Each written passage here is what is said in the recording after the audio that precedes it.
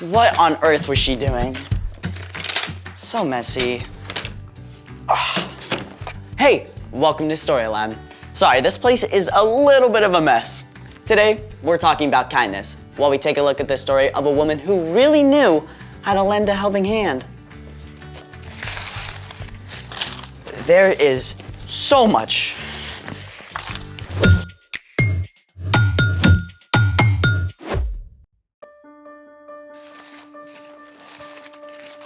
Oh, wow. Thank you for your help. You're welcome. What happened? I had to run to the garden store before they closed. Oh, looks like you've already started. Hi, I'm Skylar. And I'm Sebastian. Today, we're talking about kindness, which is showing others they are valuable by how you treat them. As you've done by cleaning up my mess. Anytime. So what are you making and what did you have to buy? I'm making seed surprises to give away when I go hiking this week. I'll leave them at the trailhead so anyone can take one home. Seed surprise. Yep. It's something that started in Japan. Seed surprises are actually called suchi dango, which means earth dumplings. So, seedy, earthy dumpling surprises. What's the surprise? An explosion of wildflower beauty. I'm still lost. You can help me put them together and figure it out. Let's make it! In order to make the seed surprises, you need all my leftover construction paper, water, a blender, cheesecloth, wildflower seeds, and some silicone molds. And how does all of this become an explosion of wildflower beauty? First, rip up the construction paper into small pieces. So this big? Yep. And once the blender is about halfway full, you need just enough water to fill up to the paper.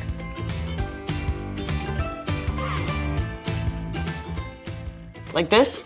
Exactly. Now, turn it on.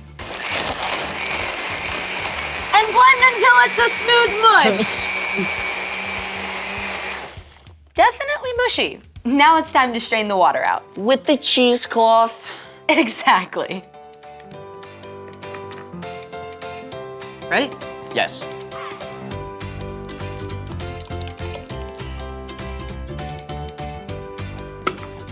Now, squeeze out as much of the water as you can.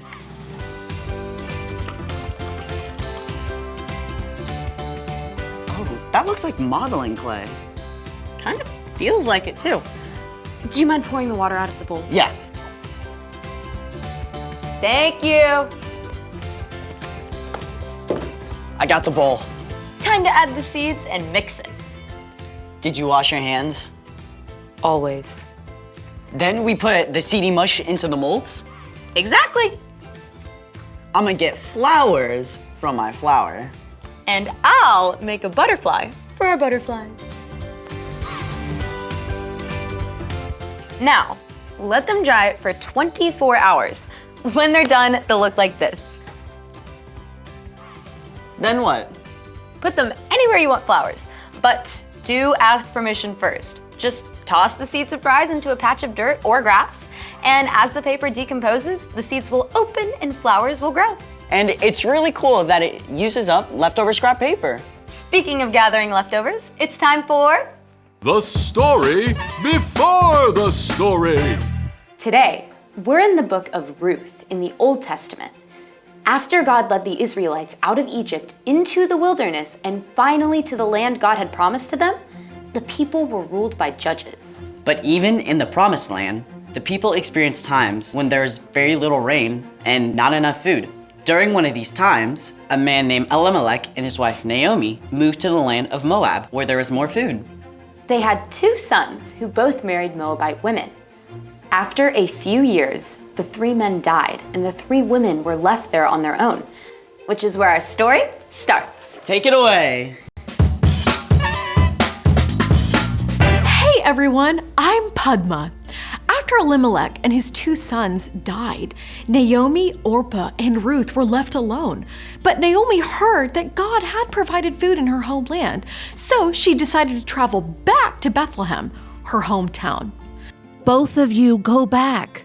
Each of you go to your own mother's home. You were kind to your husbands who have died. You have also been kind to me. So may the Lord be just as kind to you. No. We're going with you. Why would you come with me? I have nothing to give you. At last, Orpah said farewell and left to return home. But Ruth was not ready to go. Don't try to make me leave you and go back. Where you go, I'll go. Where you stay, I'll stay. Your people will be my people. Your God will be my God. Naomi could see that Ruth was not going to change her mind. So together they began the long, dusty journey to Naomi's home. Naomi, is it you? Are you really back? Where's Elimelech? What about your sons? What happened, Naomi? Don't call me Naomi. My life is very bitter. The women were astonished at how Naomi had changed. But Ruth continued to show love and kindness to Naomi. We need food. Let me go out to the fields. I'll pick up the grain that has been left. One of God's laws said that harvesters should always leave behind some grain that their neighbors could gather if they were in need. That's what Ruth was heading out to do. Gathering grain is difficult work. Ruth was in for a long, hard day. Please, may I pick the leftovers? Oh, our master is kind. You may gather anything on the ground that you find. Ruth worked hard in the heat of the day, stopping only once to rest in the shade. As she continued to gather grain, the owner of the field, Boaz, arrived. After Boaz greeted the harvesters, he asked them, Who is this young woman in the field? I don't recognize her. Oh, that's Ruth. She's from Moab. She came back with Naomi? I know Naomi.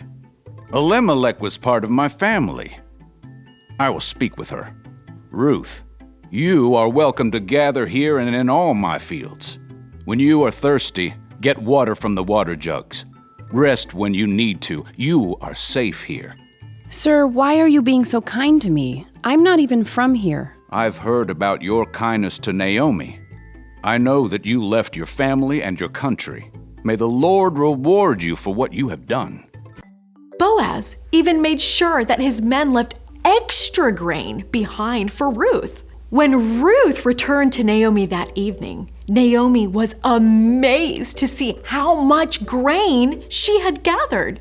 Where on earth did you pick up grain today? I went to the field of a man named Boaz. He was very kind to me. Naomi's attitude began to change.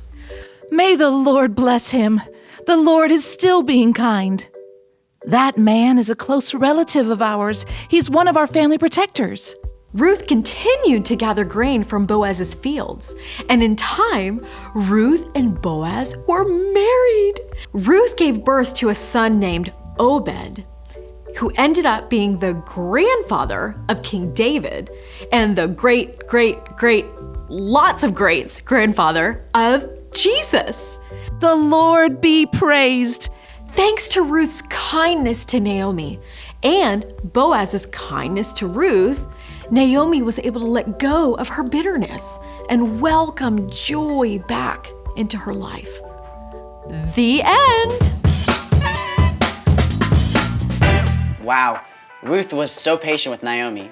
Patience is a great way to show kindness. And by choosing to stay with Naomi, Ruth showed Naomi that she still mattered. So, what's our part in the story? No matter how much we love our family and close friends, sometimes it's actually easier to be kind to a stranger. We see our family and friends at their best and their worst, just like Ruth and Naomi.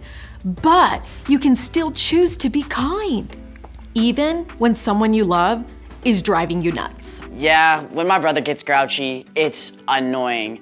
And then I get grouchy too, and then, I snap back at him. Instead of being annoying back, you can say something encouraging or do something nice for him.